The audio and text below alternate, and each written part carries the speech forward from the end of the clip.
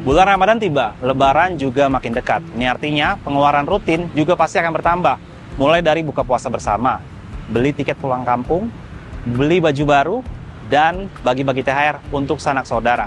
Nah, sudah pasti kalau tidak dikelola dengan baik, pengeluaran kita akan terus bertambah. Lantas, gimana kira-kira tipsnya untuk mengelola keuangan selama bulan Ramadan dan Lebaran supaya tidak boncos?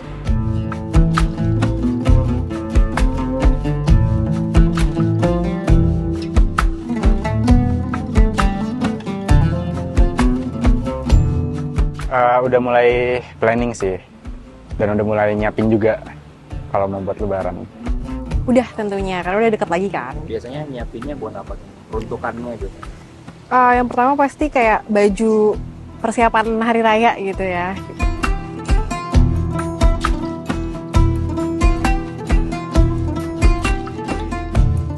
Aku tipikal yang planning sih, jadi emang dari jauh-jauh hari.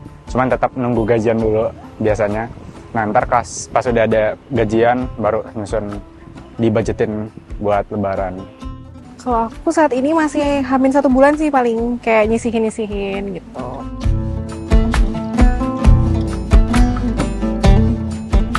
Perencanaan keuangan yang matang sangat dibutuhkan untuk memastikan kondisi keuangan tetap stabil menyambut hari Lebaran.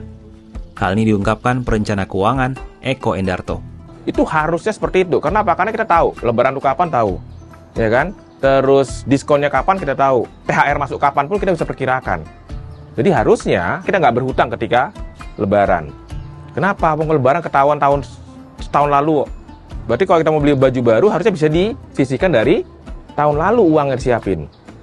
Ya nggak? Uang transportasi bisa di tahun lalu disiapin. Tak hanya itu, efisiensi juga perlu diterapkan dalam perencanaan keuangan pribadi.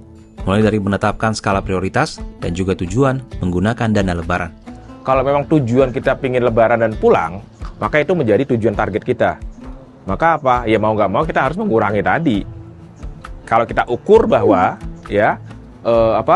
kalau saya ikuti semua ajakan buka bersama, mengurangin uang yang saya butuhkan ketika saya mau Lebaran. Jadi frugal living ya bukan menghindari, tapi apa? Memilih. Ya, kita mau buka puasa di mana nih? Kan begitu. Cari yang buka puasa gak mahal, atau kedua buka puasa kita dibayarin, kan begitu. Salah satu yang dinanti menjelang Lebaran, khususnya bagi para pegawai, ialah tunjangan hari raya atau THR. Nah, gimana ya kira-kira caranya untuk memastikan agar THR tidak habis begitu saja?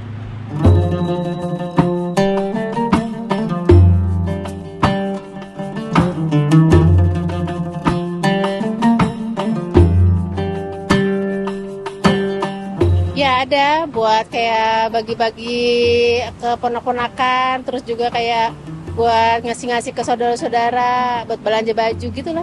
Karena ada yang dibuat ditabung dan lain-lain juga. Ada, tapi kayaknya kalau ditabung mah enggak deh. Enggak ya? Karena memang perencanaannya buat itu, buat keperluan hari raya. Biasa dikasih keluarga setengah, terus untuk diri sendiri juga lagi setengah gitu. Biasanya buat apa aja tuh setengahnya itu? Ditabung. Iya, ditabung. Beli belanja dan lain-lain nggak? Belanja mungkin 5%-nya ya, sisanya pasti ditabung. Meski sebagian orang mendapatkan THR Idul Fitri, tentunya tidak boleh terlena akan stimulus tahunan tersebut. Kalkulasi yang matang diperlukan, bahkan hingga setelah bulan suci Ramadan. Saya sih selalu menyarankan bahwa setengah dari gaji kita harus tinggal di kampung, di kota, atau tinggal di tempat kita kerja. Artinya, sisakan setengah dari penghasilan bulanan itu untuk kehidupan sesudah Lebaran. Nggak boleh habis semuanya. Katakan gaji kita 10 juta, ya 5 juta harus disimpan. Nggak boleh diutak-atik. Untuk apa? Untuk kehidupan kita sudah kita pulang. Seperti itu. Minimal ya 5%, 50% dari gaji kita. Karena kita masih hidup lagi dan gambaran saya setengah itu masih bisa lah untuk menjalankan kehidupan sampai gajian berikutnya.